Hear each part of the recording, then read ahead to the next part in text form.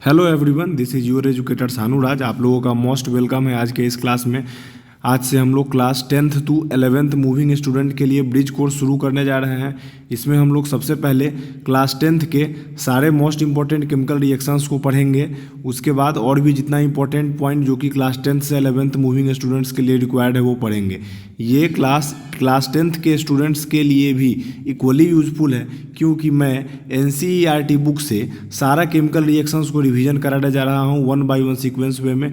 तो आप लोग इस क्लास को अच्छे से देखिए और समझिए। देखिए, आपके इस क्लास का सबसे पहला केमिकल रिएक्शन है मैग्नीशियम प्लस ऑक्सीजन रिएक्ट करके मैग्नीशियम ऑक्साइड का फॉर्मेशन कर रहा है। मैग्नीशियम सॉलिड स्टेट में है, ऑक्सीजन गैसियस स्टेट में है, और जो प्रोडक्ट मैग्नीशियम ऑक्साइड बन रहा है ये भी सॉलिड स्टेट में है, जो कि वाइट पाउडर के फॉर्म में है। इस केमिकल रिएक्शन में सबसे पहले मैग्नीशियम रिबन को लिया जाता है और मैग्नीशियम रिबन को सैंड पेपर से रगड़ के साफ किया जाता है, क्योंकि आइडल रखे रखे मैग्नीशियम पे ऑक्साइड का लेयर जम गया रहता है, जिस कारण से कि अगर इसको साफ करके रिएक्शन नहीं कराया जाएगा तो प्रॉपर बर्निंग होगा ही नहीं। उसके बाद मैग्नीशियम रिबन को बर्नर में जलाया जाता है, जिस कारण से मैग्नीशियम का यहाँ पे कंबसन रिएक्शन होता है और as a product white powder के फॉर्म में मैग्नीशियम ऑक्साइड सॉलिड हम लोगों को ऑब्टेन किया जाता है। तो यहाँ पे मैग्नीशियम का ऑक्सीडेशन रिएक्शन भी हो रहा है और साथ में ये कंबसन रिएक्शन भी हो रहा है। तो ये इसके मोस्ट इंपॉर्टेंट पॉइंट्स थे। आपका नेक्स्ट रिएक्शन है जिसमें PbI2 का फॉर्मेशन हो रहा है और KNO3 भी फॉर्म कर रहा है। आप देखिए रिएक्टेंट पे सबसे पहले नज़र देखिए।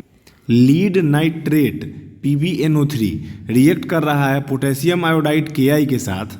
ये भी लीड नाइट्रेट कलरलेस है और पोटेशियम आयोडाइड भी कलरलेस है।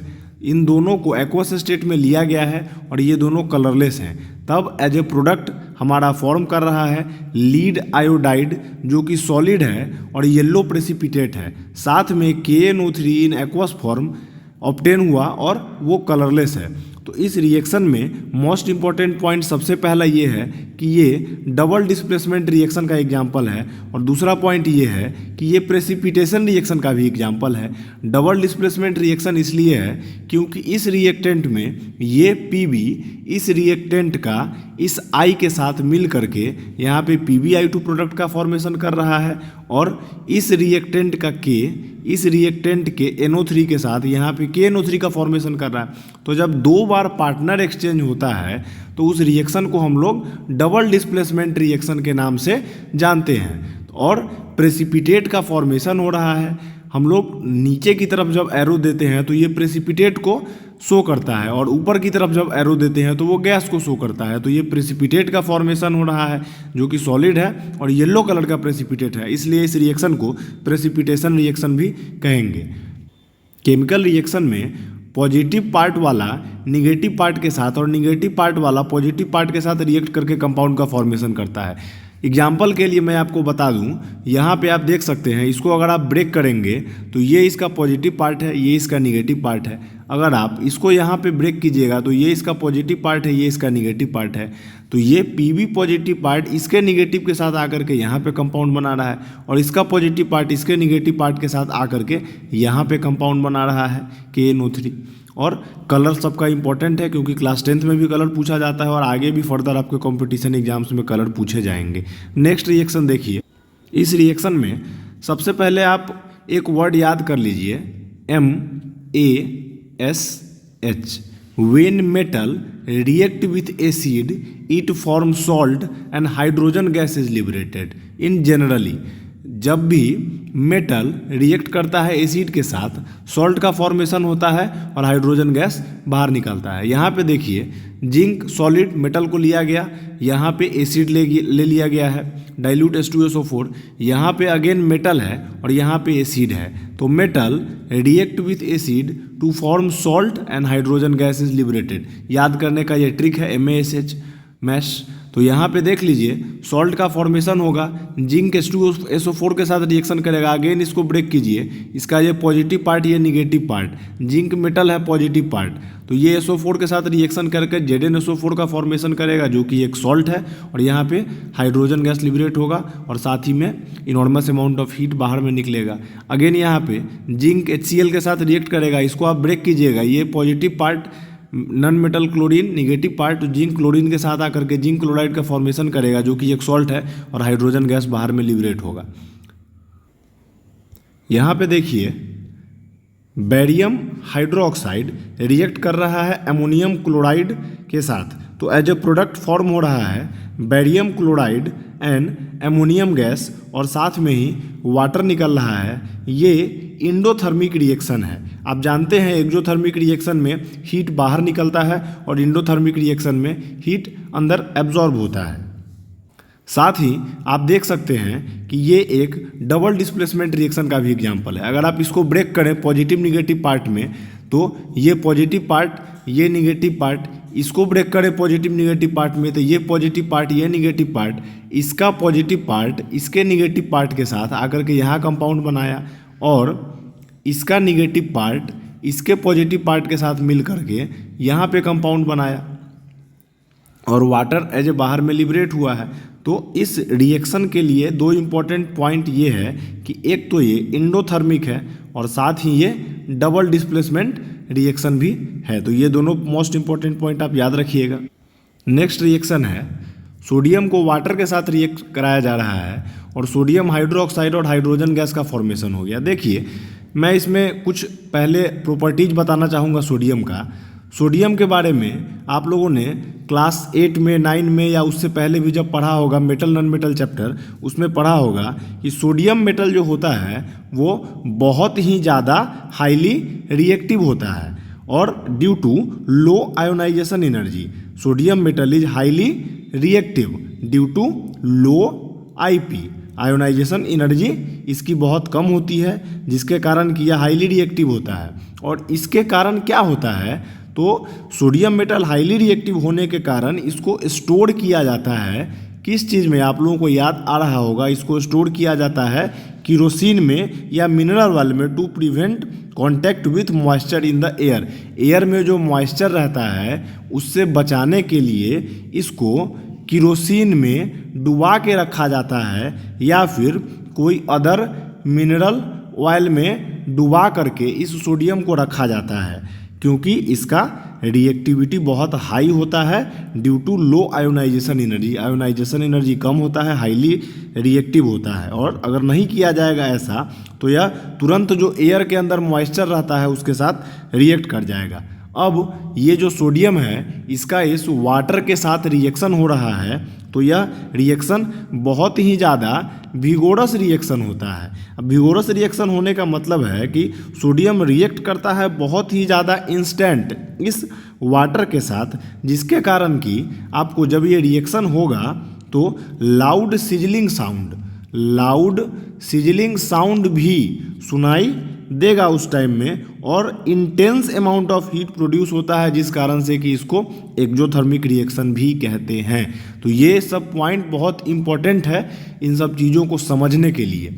अब अगर आप इसको याद करने का तरीका पूछें तो देखिए H2O को अगर आप ब्रेक कीजिएगा तो H+ और OH- का रिएक्शन होगा तो वाटर के साथ किसी का रिएक्शन हाइड्रोलिसिस कहलाता है और हाइड्रोलिसिस में अगर मेटल के साथ कीजिएगा तो मेटल का हाइड्रोक्साइड का फॉर्मेशन हो जाएगा। तो जब सोडियम का आप वाटर के साथ रिएक्शन कराइएगा तो सोडियम हाइड्रोक्साइड का फॉर्मेशन हो जाएगा और हाइड्रोजन गैस लिबरेट हो जाएगा।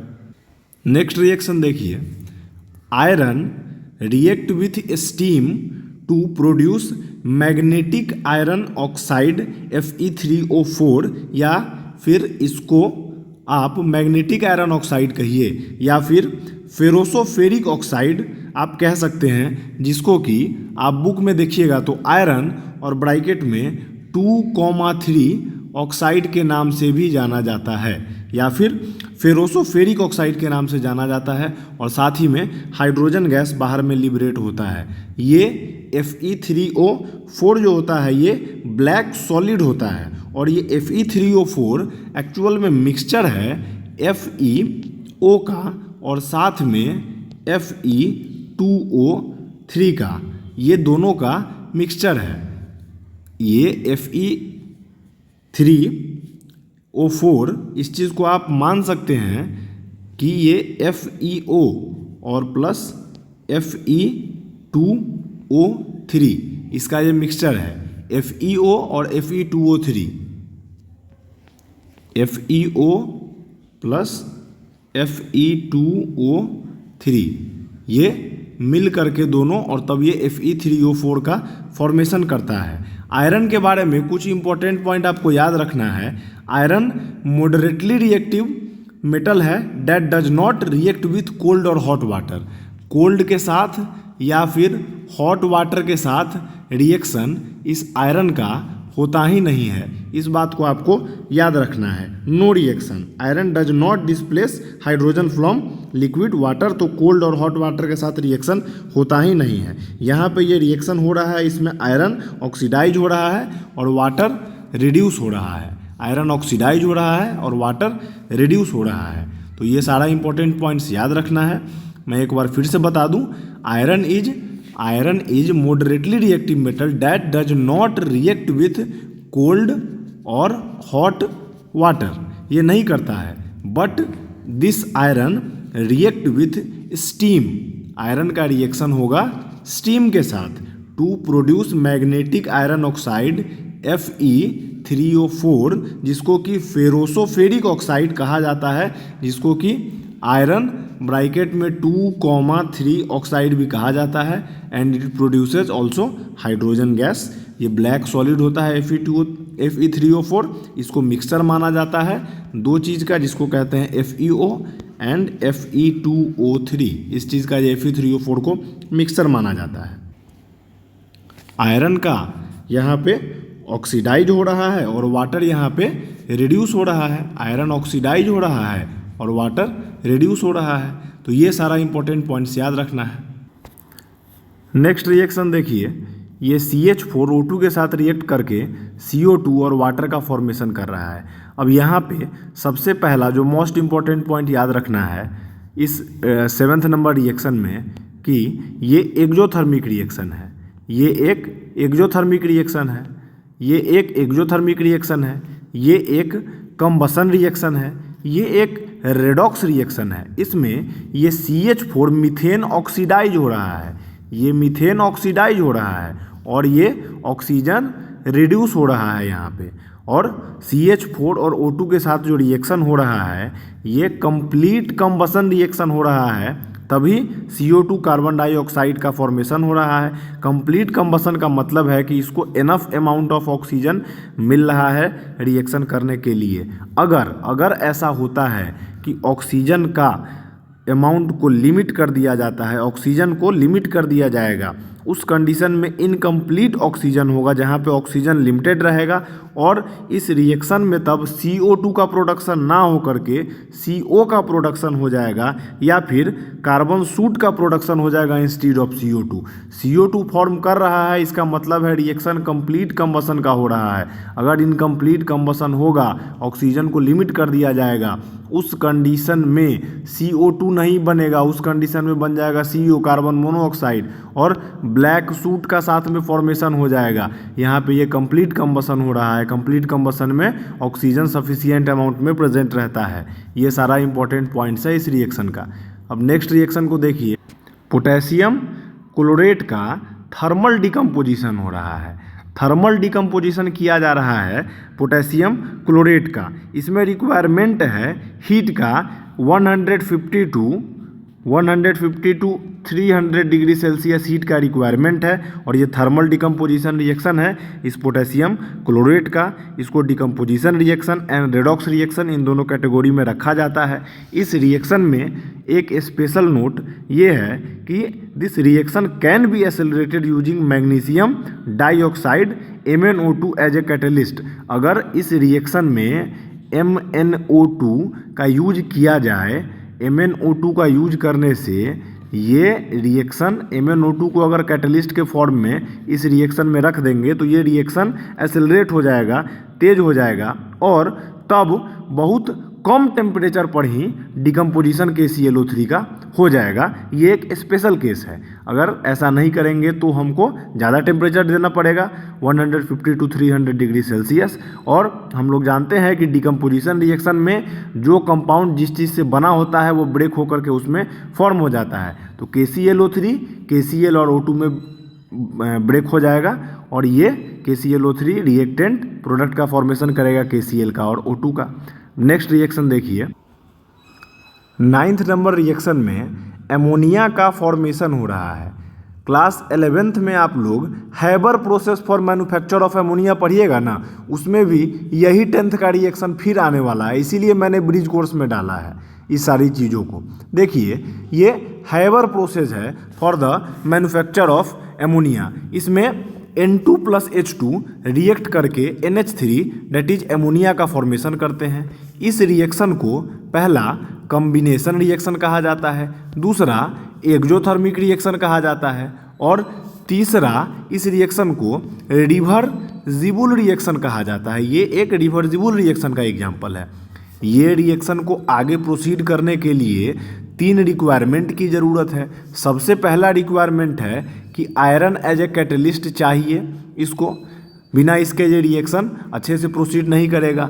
दूसरा प्रेशर हाई चाहिए और तीसरा टेम्परेचर भी हाई चाहिए। High temperature, high pressure and iron as a catalyst का यूज करेंगे तब हैबर प्रोसेस में मैन्युफैक्चर ऑफ एमोनिया में N2 और H2 मिल करके NH3 का फॉर्मेशन करेगा। ये सारा इंपॉर्टेंट पॉइंट्स है। साथ ही में ये कॉम्बिनेशन रिएक्शन है, एक्जोथर्मिक है, रिवर्सिबल रिएक्शन है। इतने पॉइंट्स इसके बारे में याद रखना है। पॉइंट नंबर 10 है, देखिए यहाँ पे थर्मल डिकम्पोजिशन अगेन किया जा रहा है। किस चीज़ का थर्मल डिकम्पोजिशन हो रहा है? तो CaCO3, जिसको आप कैल्शियम कार्बोनेट के नाम से जानते हैं। इस CaCO3 को कैल्शियम कार्बोनेट के अलावा लाइम स्टोन, मार्बल या फिर चौक, इन नाम से भी लोग जानते हैं या जाना जाता है या फिर इसको ही कहा जाता है। यहाँ पे ये जो CaO प्रोडक्ट बना है इसको क्विक लाइम या बर्न्ट लाइम कहा जाता है। क्विक लाइम या फिर बर्न्ट लाइम के नाम से CaO को जाना जाता है। CaCO3 ये लाइमस्टोन, मार्बल या चौक या कैल्शियम कार्बोनेट इसका नाम होता है। थर्मल डिकम्पोजिशन रिएक्शन हो रहा है कैल्शियम कार्बोनेट का, तो फॉर्मेशन हो रहा है कैल्शियम ऑक्साइड और CO2। कैल्शियम ऑक्साइड को क्विक लाइम भी कहते हैं। ये थर्मल डिकम्पोजिशन में रिक्वायरमेंट है हीट का और ये रिएक्शन इंडोथर्मिक रिएक्शन है। ये सारी इंपॉर्टेंट पॉइंट्स थी इस रिएक्शन के बारे में। उम्मीद है आप लोगों को ये 10 रिएक्शन का एनालिसिस पसंद आएगा। हम लोग क्लास 10th के NCERT बुक से कंप्लीट जितना केमिकल रिएक्शन दिया हुआ है, चाहे वो 25 हो, 50 हो या 100 हो, मैं सारा केमिकल रिएक्शन आप देख रहे हैं लिख करके रखा हूँ और आप लोगों को 1 बाय 1 पढ़ाऊँगा। आज के क्लास में मैंने 10 केमिकल रिएक्शन को एकदम कंप्लीट एनालिसिस करके पढ़ाया। उम्मीद है आप लोगों को पसंद आया होगा। नेक्स्ट वीडियो लेक्चर में हम लोग आगे और अपने नेक्स्ट 10 केमिकल रिएक्शंस को पढ़ेंगे और इस तरह से हम लोग पहले क्लास 10th का, उसके बाद क्लास 9th का कंप्लीट 100% उसके NCERT टेक्स्ट बुक में जितना केमिकल रिएक्शन दिया हुआ है मैं सारा पढ़ा दूंगा। अगर आप क्लास 9th या 10th के स्टूडेंट हैं तो भी आप देखिएगा तो आपको अच्छे से समझ में आएगा और पसंद आएगा लेक्चर। अगर आप 11th के स्टूडेंट हैं और आपका क्लास 9th और 10th वीक रहा है और आपने 11th में केमिस्ट्री या साइंस लिया है तो भी आप सही जगह पर हैं। आप इस वीडियो लेक्चर्स को देख करके यार 9th और 10th का सारा चीज़ रिवाइज कर सकते हैं, समझ कर सकते हैं और साथ ही में 11th का सारा चीज़ आप अच्छे से पढ़ सकते हैं। अगर आप चैनल पे नए हैं तो मेरे चैनल को सब्सक्राइब कर दीजिए, जिससे कि मुझे अच्छे अच्छे कंटेंट लाने का मोटिवेशन मिले, और वीडियो को लाइक कर दीजिए और अपने दोस्तों में शेयर कर दीजिए। मैं बहुत अच्छे से 10 केमिकल रिएक्शन पढ़ाया हूँ। आप लोगों को बीच बीच में जहाँ पे जो पॉइंट नोट करना होगा आप वीडियो पॉज करके नोट कर लीजिएगा। मैं 10 केमिकल रिएक्शन पढ़ाया हूँ और इसमें जितना पॉइंट मैं बोला हूँ, बताया हूँ, वो सारा लिख लीजिएगा आप अपने नोट्स में, तो आपके लिए वो ज़्यादा फ्रूटफुल रहेगा। हम लोग जल्द मिलते हैं अपने नेक्स्ट लेक्चर में। तब तक के लिए आप अपना ख्याल रखें, पढ़ाई करते रहें। Thank you. और प्लीज़ अपने हाथों से एक प्यारा कमेंट जरूर दीजिए अगर आपको ये क्लास समझ में आया हो, कि आप लोगों को कैसा लगा। आपको जो भी फीडबैक रिव्यू है आप ज़रूर बताइए। और आपको अगर मुझसे बात करना है, कोई क्वेरी है, तो मेरा इंस्टाग्राम का लिंक मेरे यूट्यूब चैनल पे दिया हुआ है, आप मुझे वहाँ फॉलो कीजिए, मैसेज कीजिए, मैं ज़रूर आपका रिप्लाई दूंगा। हम लोग जल्द मिलते हैं अपने नेक्स्ट क्लास में। Thank you, bye.